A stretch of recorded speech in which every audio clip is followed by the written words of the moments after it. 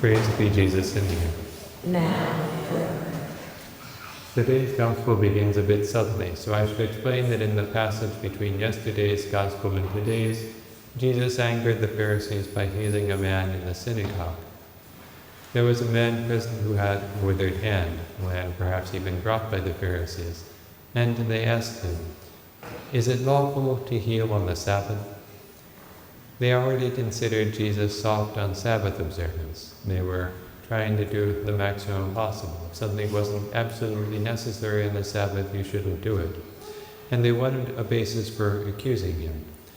By having the healing take place in front of the whole congregation, there would be no shortage of witnesses to bring a case against him. By asking him if it was lawful to heal on the Sabbath, they hoped that he would clearly contradict the law of Moses with his answer. Instead, Jesus gave a good argument that healing was lawful. He said to them, "Which one of you who has a sheep, if it falls into a pit on the Sabbath, will not take hold of it and lift it up?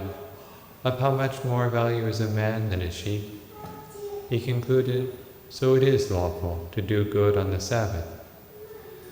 They said nothing. Jesus was saddened by their hardness of heart. They would neither admit it was lawful nor give an argument that it wasn't. These are not people in search of the truth. In fact, their reaction to the healing shows this. The Pharisees went out and took counsel against Jesus to put him to death. They were not happy that a man was healed. They were not seeking the life, but rather a way to get rid of Jesus. They went out to take counsel because they knew that many in the synagogue thought that Jesus was right. Many admired him. They had failed to make a convincing case that Jesus was breaking the Sabbath, which would have allowed them to charge him with something. So what should they try next to get rid of him? This is what they took counsel about. For they were not worried about the Sabbath so much as about the way Jesus was drawing the admiration of the people to himself and away from them. People listened to Jesus' teaching instead of theirs, even though he was not crying out in the streets. When Jesus realized they were plotting against him, he withdrew from that place. We might think that he did this because he was afraid, or because it was not his time to die, but St. Matthew tells us that it was actually to fulfill a prophecy of Isaiah, the prophecy that begins, "Behold, my servant whom I have chosen." Christ is a servant because he emptied himself by taking the form of a servant, being born in the likeness of men, as St. Paul wrote. He is God and man. As God, he is Lord. As man, he is a servant. Then the prophet adds, "My beloved in whom I delight." And we saw, or perhaps heard at Christ's baptism, how a voice from heaven said, "This is my beloved Son, with whom I am well pleased." So this is my beloved in whom I delight. And also at his baptism, the Spirit of God was seen descending like a dove and coming to rest on him. And this confirmed that he was the one of whom God had said, "I shall place my Spirit upon him." So the first lines of the prophecy help us to recognize that it is speaking about Christ. After this, the prophet says, "And he will proclaim justice to the Gentiles." This he did chiefly through his church, for he sought first the lost sheep of the house of Israel. But he also taught some Gentiles how to live justly during his public ministry. Then comes the part that more directly concerns Jesus' withdrawal from direct conflict with the Pharisees.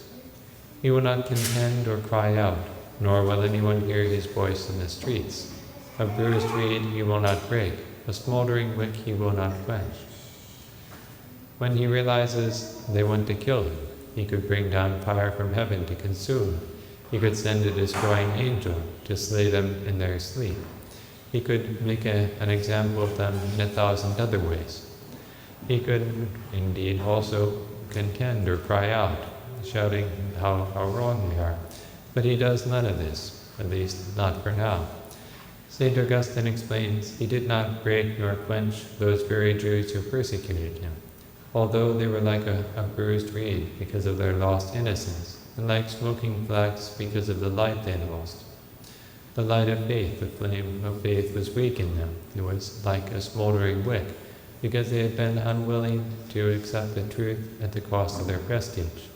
But the light was not totally dead. It might be merged, or it might be brought back to life, back to flame. Their problem was that they valued honor from men more than honor from God. Jesus also does not want to break the bruised reed by continuing to do in the Pharisees' presence things that will make them angry. They are bruised, but not yet completely broken by temptation. They can still be fixed, still be repaired, healed. He does not want to push them any further. Instead, he gives them time to cool off. He leaves town, probably to their relief. But many people followed him, and he cured them all. However, he warned them not to make him known.